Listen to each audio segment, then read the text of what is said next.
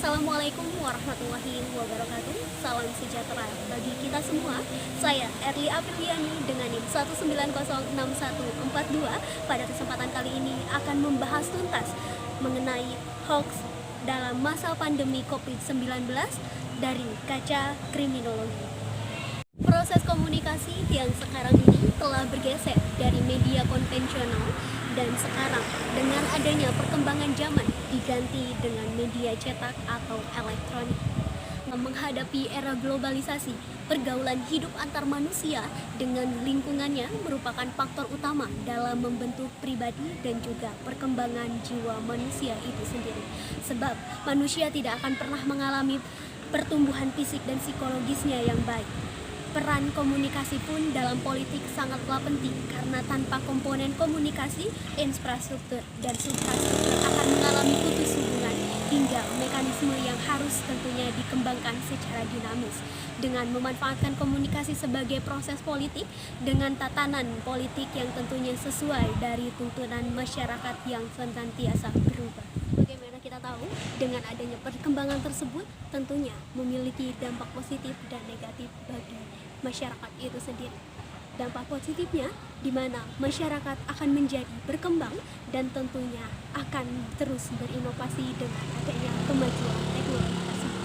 Akan tetapi dampak negatifnya banyak sekali, di antaranya adalah penyebaran berita bohong atau yang sering dikenal dengan istilah hoax.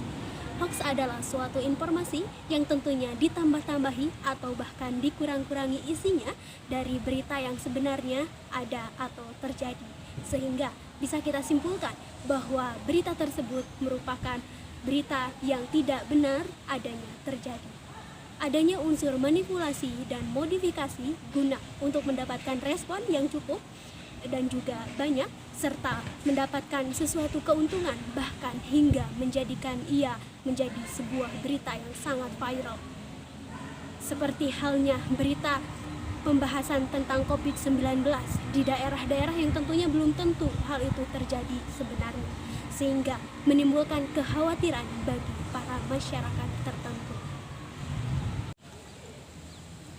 Pemicu informasi hoax memiliki dua motif, yaitu ekonomi dan politik. Ada situs-situs yang memang sengaja dibuat dengan tujuan untuk mendapatkan kunjungan sebanyak-banyaknya. Ada pula situs yang tentunya ditujukan untuk motifnya menyalurkan aspirasi politik melalui media dengan membuat kabar palsu.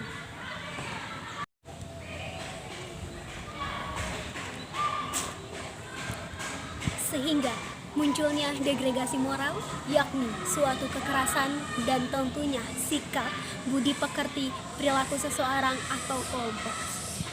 Hoax menjadi salah satu masalah yang tentunya sangat vital di negeri kita. Terlebih lagi, terhitung sejak coronavirus 19 ini muncul di Indonesia untuk pertama kalinya pada 2 Maret tahun 2020, hal ini mengakibatkan adanya goncangan yang tentunya luar biasa. Karena virus ini mempunyai pengaruh dan tentunya dampak pada matinya kehidupan sosial dan ekonomi. Dan tentunya akan berakibat pada masyarakat. Dengan adanya pandemi sekarang ini, tidak hanya berdampak pada bidang kesehatan, tetapi juga di bidang sosial dan ekonomi di lingkungan masyarakat itu sendiri. Saat ini, keadaan berita bohong sangatlah menyebar luas di masyarakat hingga membuat masyarakat takut dan resah. Serta maka tidak heran, hal ini pernah dirilis oleh Direktorat Pengendalian Aplikasi Informatika dan juga Direktorat Jenderal Aplikasi Informatika Kementerian Komunikasi dan Informasi Republik Indonesia. Terhitung pada tanggal 11 Juli 2020, terdapat jumlah kasus hoax sebanyak 931 kasus, diantaranya yang berjudul semua wilayah di Jakarta termasuk zona merah dan lain sebagainya. Menghadapi keadaan demikian, maka kriminologi memandang perlunya diadakan penanganan terutama dari hukum pidana Kepolisian Republik Indonesia, lebih khusus untuk unit khusus cybercrime, pihak Info Hukum atau para pemimpin perusahaan media cetak maupun elektronik, dan juga didukung dengan peranan serta masyarakat sebagai korban pemberitaan bohong tersebut. Selain itu, sebenarnya pemerintah telah menetapkan hukum positif yang mengatur tindak pidana penyebaran informasi hoax di Indonesia.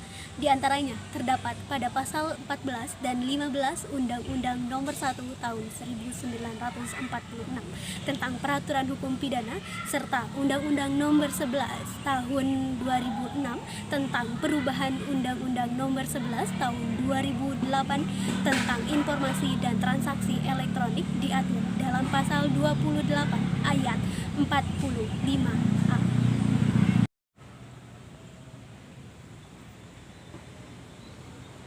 Tinggikan IQ-mu, maka hoax akan berkurang dengan sendirinya. Rendahkan IQ-mu, maka hoax akan merajalela dengan sendirinya.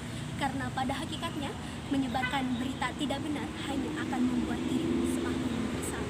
Terima kasih. Mohon maaf apabila banyak kekurangan. Itu tadi yang dapat saya sampaikan. Wabillahi taufiq wal hidayah. Wassalamualaikum warahmatullahi wabarakatuh.